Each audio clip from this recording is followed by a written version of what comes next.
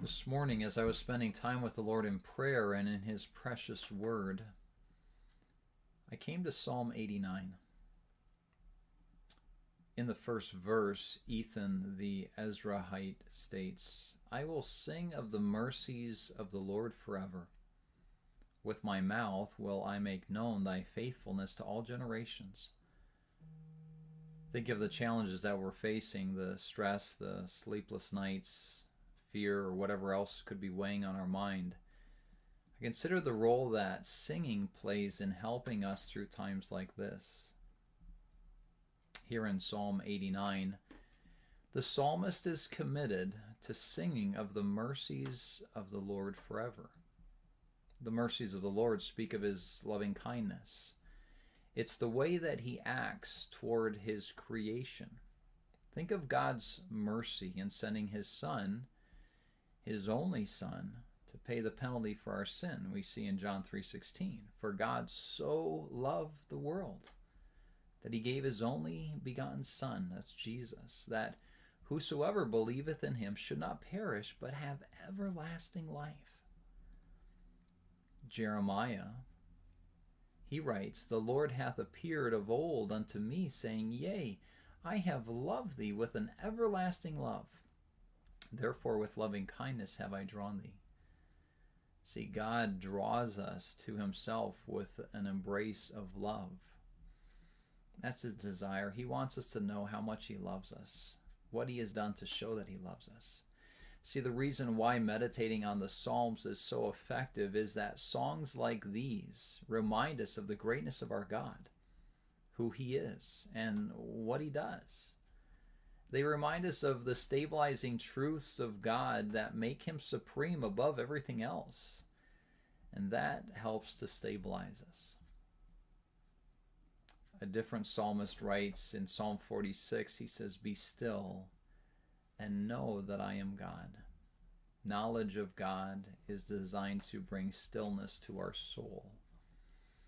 "Grace and peace be multiplied," or be in abundance unto you through the knowledge of God and of Jesus our Lord.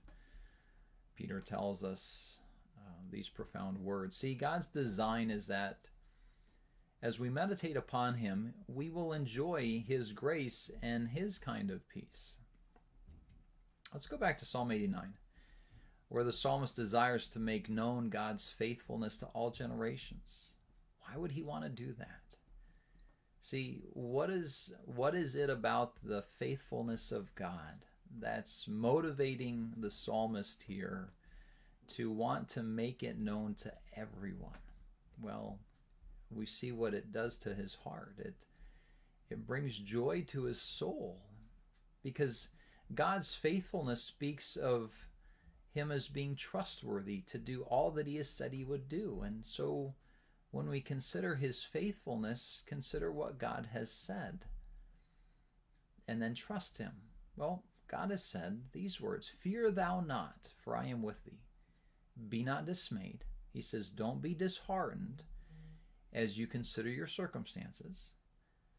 God says, "For I am thy God. I will strengthen thee. I will help thee. Yea, I will uphold thee with the right hand," or the strong hand of my righteousness. Those are profound words. God is faithful to do what He said. Consider the fact that God is a very present help in trouble. The psalmist writes, God is a refuge and strength, a very present help in trouble. A present help. He's a help for today. Back in Psalm 89, the psalmist, after stating that he was committed to singing of the mercies of the Lord, he goes on to describe the mercies of the Lord later in the psalm. So I want to encourage you to take some time and read through the psalm and write down his description of God. How does he describe God? What does he say about God? What are the stabilizing truths that Ethan the Ezrahite describes for us as he sings of the mercies of the Lord? I find that writing down truths about God help to redirect my thoughts. They help my heart to rest once again in the truth of who God is. One final thought that I'd like to share with you. The hymn Rejoice in the Lord by Ron Hamilton came to mind, and I was blessed as I listened to the words being sung. I hope you are as well. The link will be posted with this video, and I want to encourage you to listen to the words as the Hamiltons sing this beautiful hymn of praise. Let's seek to continue forward in faith through these times, and may we learn to rejoice in the Lord, for he truly makes no mistakes.